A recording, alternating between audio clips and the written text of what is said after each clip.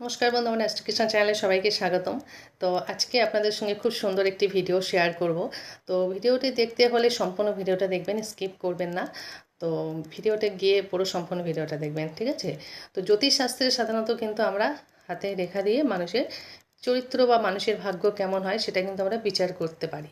তা দেখবেন হাতের মধ্যে অনেক রকম রেখা থাকে, ভাগ্যরেখা, শিষ্যরেখা, হৃদয় রেখা, আয়ু রেখা। যেরকম রেখা দিয়ে বিচার করি তেমনি কিন্তু হাতের মধ্যে কিছু শুভচিহ্ন থাকে, আর এই শুভচিহ্ন কিন্তু সবার হাতে দেখা যায় না। শুভচিহ্নগুলো কী কী?